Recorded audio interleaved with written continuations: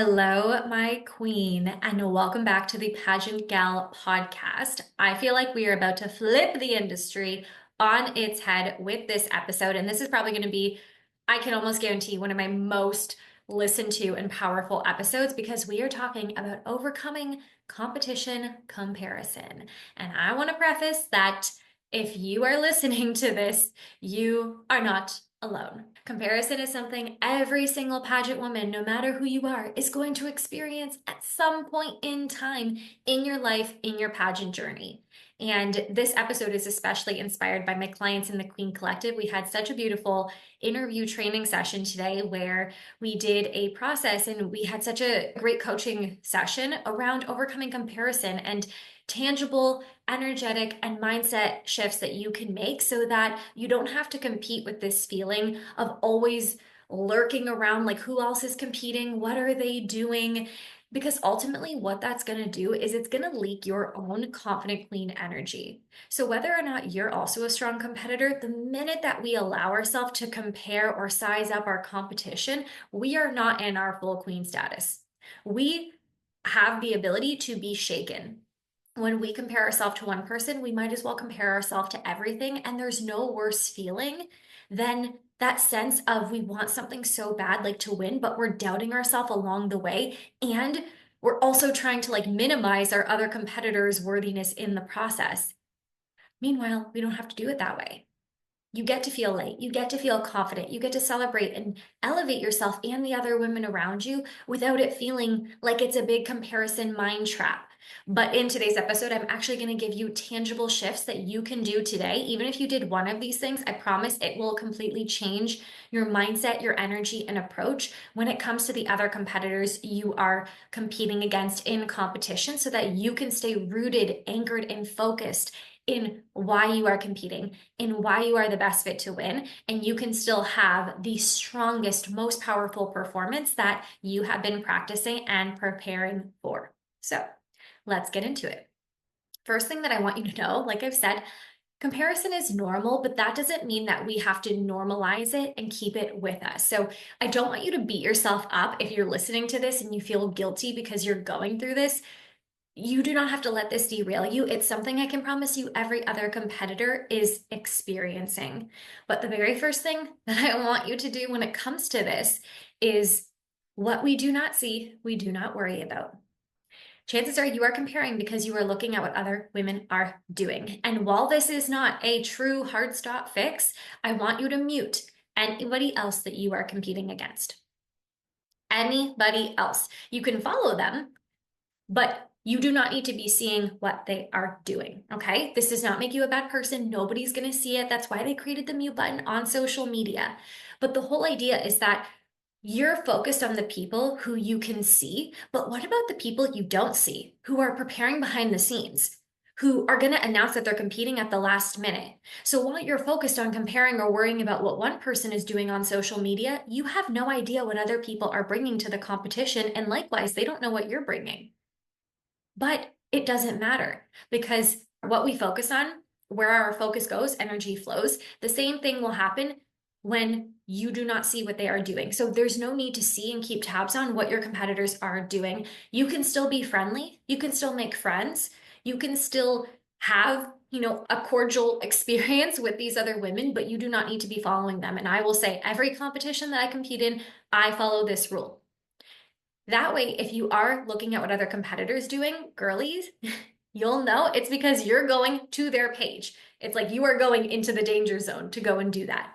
What other people are doing, what other competitors are doing is none of your business. What you need to focus on is your strategy, is your preparation, is your life, is your competition, not on your competitors. Okay? So the first thing I want you to do is mute your competitors. Second strategy that you can do to overcome competition comparison so you can compete with confidence is shift the narrative. So the truth is, when we get caught in comparison, it's because we're believing or buying into a story that we've heard before from others or that we're telling ourselves. And the most simple thing that you can do and you have control over is changing the story that you want to believe. For example, a very common one that my clients will tell me is, I'm competing against somebody who was a runner-up last year. Or I'm competing against somebody who won a title in another system. And maybe you've had this experience before as well, right? How many times have you seen another competitor who's a very strong competitor? And automatically you think the narrative and the story you're telling yourself is they did really well in one competition, so they're going to do really well in yours. And while, yes, that might be true, that's not the only story to exist. It's only weighing heavy on you because it's the story and narrative you are focused on. So again, where attention goes, energy flows. What is the story and narrative you want to believe? And that also gets to be true. So in these circumstances, I will tell my clients, where are the times when a runner-up or a former competitor was competing, but the underdog or the person who other people didn't have as the hot pick to win ended up going out in front and on top in the winning spot. I've had this happen several times. My first title, when I won Miss Tecumseh, I was competing against a runner-up from the previous year. I was competing against another local title holder. And do you know what I said to myself? Oh, and I also had the current title holder tell me she noticed that other girls have to compete for several years before they win. I said, no, thank you, no, thank you, no, thank you. I'm going to change this story. And change the story I did, and change the narrative I did. And I was the first person after like 7 years to win that title on my first try, to beat a runner-up from the previous year, to beat someone who won a local title. Where are you making up a story that does not help you feel good and does not relate or help when it comes to the reality and goal that you are trying to create? So instead of buying in or sharing into the story that's just made up of, you have to compete for several years, or she's won before, she's a really strong competitor, try buying into the story and repeating the story like, I'm uniquely prepared in my own way. Yes, they've won before, but they've never competed against me where I'm at right now at this time in this competition with this set of judges. Or even how about other people's past experiences aren't with them right now? We have no idea what other people are going through. It's about you and the story that you are focusing on and choosing to write for yourself. If the story that you are buying into and believing is causing doubt and insecurity, change it. So, mute your competition, shift the narrative. Another thing that you can do when you find yourself getting caught into comparison, and these next two, we're kind of going into the deep end. The first two are a little bit lighter. They're a little bit more, I don't want to say band-aid fixes, but they're not going to fix the core root of the problem when it comes to the insecurity that you are experiencing with comparison. These next two go a little bit deeper into the insecurity that you are feeling, and that's a good thing. We don't get over our insecurities by avoiding them. We get over our insecurities by going through them. Okay, Pageant Gal, write that down. We don't get over our insecurities by avoiding them. We get over them by going through them and facing them head on and realizing that we are stronger. So 2 more ways that we're going to talk about overcoming competition comparison that are a little bit more edgy than the first 2. The third one I call celebrate and elevate. This is a process where when you notice you are getting caught in comparison amongst or with another delegate or a queen or whoever it is, you're going to pause and do this process. You're going to pause and you're going to say something that you recognize you admire about that person. So let's say you're going to think to yourself, Sheila, I admire that she's so beautiful and I can see that through her social media and through her wardrobe. Okay, you're going to pause and admire something about her. You're going to celebrate and elevate her. Then you're going to do the same thing for you. It's like, okay, yes. And now for myself, I want to celebrate the fact that I also am very beautiful and I have my own style that I present in a completely different way. And we are both beautiful in our own way. It's called the celebrate and elevate. And here's what this is going to do. 1, it's going to allow you to acknowledge that there's something about that person that you admire. It's just making awareness of it without dimming your light, without pedestalizing them and making yourself feel lower. And then what it's also going to do is it's going to help neutralize the energy of this person is so good and so strong and they're up here, but I'm down here, because now you're celebrating and elevating yourself and realizing that you are both incredible people who have things to be admired about, who have things that you're going to share and experiences that are unique that you get to bring to this competition. this is where you get to choose celebration over competition, right? It's one thing to say, this person is a strong competitor, she's better than me, versus this person is a strong competitor and I'm a strong competitor, and I admire that we get to be in this competition together. Do you feel the difference in the energy between those two things? It's very different. And if we want to get into the psychology of it, imagine if you did this process every time you noticed yourself comparing yourself to another woman. Eventually, what's going to happen is your mind, your brain is going to tell yourself, oh my gosh, Maria, I don't want to do that process again. That's so long. I have to celebrate her, then I've got to celebrate me. And it's this whole thing. And psychologically, your brain is going to tell yourself, I don't want to have to do that process again because I have to pause and it's so much effort. I'm just going to not compare. I'm just going to focus on myself and what is. How amazing is that? Imagine if you got to get to that process, to that place where you don't have to compare, where your mind just doesn't feel the need to give energy and way to those thoughts. That's what I want for all of you, and that is what I help my clients do.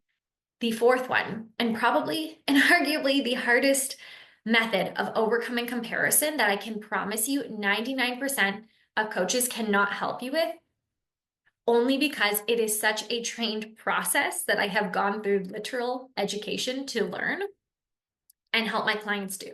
Because I swore when I got into coaching years ago, I didn't want to just do surface level solutions and strategies with my clients. I truly wanted to help my clients feel like the queen of their life. And that meant not just helping them with their runway and their interview and their platform and their business and everything like that. It meant also helping to heal the doubts and insecurities that were going to hold them back from shining their brightest and being their most confident. So this fourth one, I actually have a training. I did a masterclass on this. It's in our Make It Rain membership. It's called the Worthy Queen Masterclass, or the Worthy Queen Experience. And it's where you have to pause and go into the insecurity. And this was actually a process taught to me by one of my former mentors, Alyssa Nobrega, where she talks about the way to releasing our insecurity is by going through the feeling, the not good feeling, and sitting with it. So sitting with the comparison, sitting with the doubt, sitting with the insecurity, because comparison is revealing an insecurity to us. It's an energy leak. It's something within us that's saying, I don't feel good enough, or I'm afraid, or what I want is not going to come to me, or somebody else is going to take away the thing that I want. It's just fear. It comes up in so many different ways. And there's always something deeper, right? It's never about the other person. Other people we compete against are our mirror. If we look at them and compare, it means nothing about them. It means something about us that we have to look inward and heal. So what I want you to think, when it comes to this insecurity, what is this bringing up for you? What is it really about for you? And I want you to give that piece of you, that part of you that does feel insecure, I want you to give it a voice and let it be heard. Give it a safe space where you can slow down, stop the mental chatter. And what I actually have my clients do is I have them sit and close their eyes and feel where they feel the comparison in their body. And what I have them do, and what I want you to do if you're listening to this right now, is let that part of you speak freely and unfiltered, even just for a couple moments. And then notice how it feels. Notice the constriction. Notice the heaviness. Notice if it makes you want to cry, which oftentimes it does, by the way, because in order to move, tears are a beautiful thing in preparation. It helps move the energy. So it's actually a good thing if you cry in this process. And then when you're there, when you're sitting with the feeling of insecurity, right? And it's going to say things like, I'm afraid I might lose. She is prettier than I am. I just want to win. Why can't I be good enough? I've never won, right? It's going to bring up all these stories, all of these things in a very safe, controlled way. And as you're doing that, you don't want to sit and wallow in this, right? This is not like a 2-hour pity process. This is like give yourself anywhere 5 to 30 minutes or so to make this an intentional practice. And then what I want you to do is give that part of you the encouragement, the comfort, and support it needs to refocus on what is your truth and what is your strength. And what you're not going to do here is you're not going to try and protect this part. You're not going to try and say, oh no, don't worry about it. But you just don't have to worry about it because she's not going to win anyways, right?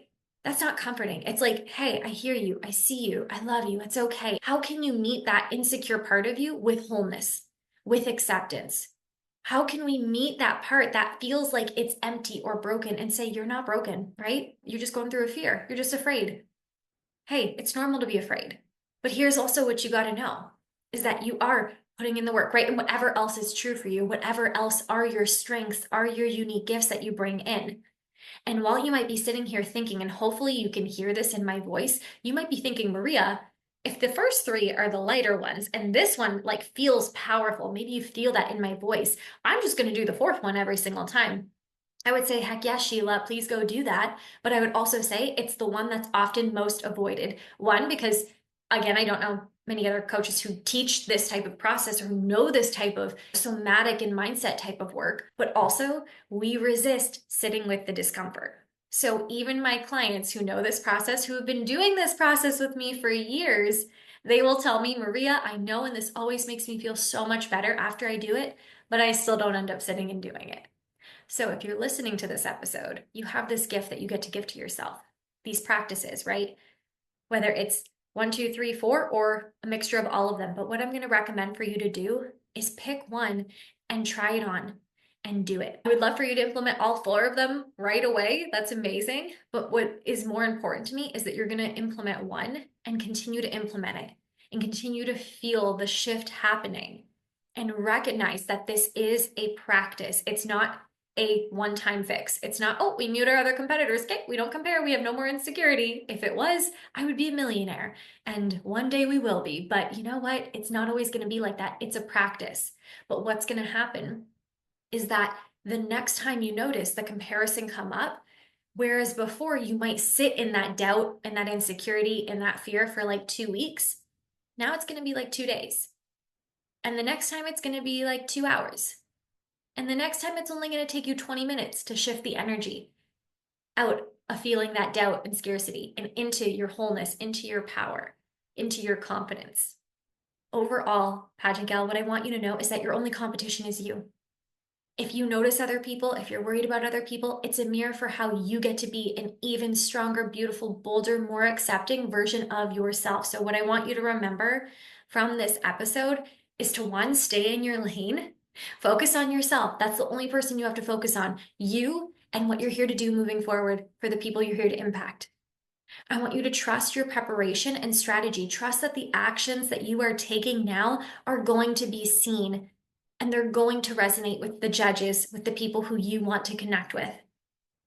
And the last thing is that I want you to let your uniqueness shine, because though you might have other competitors that are strong, that have won before, that have been runner-ups, that have XYZ, that are all of these other things, you also bring your own set of life experiences and qualities that nobody else can touch or match because they are not you. When you recognize the things that you bring that make you unique, those are your superpowers. I always say the judges aren't looking for someone who is a dancer versus a soccer player, who is a nurse versus an entrepreneur. They're not looking for one person over another. They're looking for someone who owns what they uniquely bring to this title, not how many runner-up badges or titles they've had before. Every title is a new chance for that somebody has to earn to win. Every single person has the same chance when they are competing. And there's no reason why that winner can't be you. But do not let yourself get stuck or caught in the comparison trap, letting it drain your queen energy. And then now you don't have the best performance and you don't feel as great. And then you're not nailing your interview and your poses. That's not what we want to happen. Your only competition is you. Do one of these 4 things if this resonated with you. If you're going to do one of these things, if this episode helped you, send me a message at the Pageant Gal on Instagram. And as well, if you want access to a few of my super powerful and potent mindset trainings and masterclasses, a couple of them are Big Queen Energy, the Becoming Unshakable training, the Worthy Queen Masterclass. All of these are really powerful mindset and energy practices I offer to my clients. They are all housed in our monthly Make It Rain membership. I'll drop the link to that in our show notes below. I would absolutely love to have you inside and help you train your mindset and your strategy going into your next competition. And I look forward to seeing you there again. Thank you for being here. Thank you for trusting yourself to be here and for going into the lion's den of pageantry where comparison, doubt, and insecurity come to the surface. But you know what we got to do? We got to put our chin up. We got to put our crown on. And we got to know that we're going to conquer it all. Okay, Pageant Gal, I look forward to seeing you in the next episode.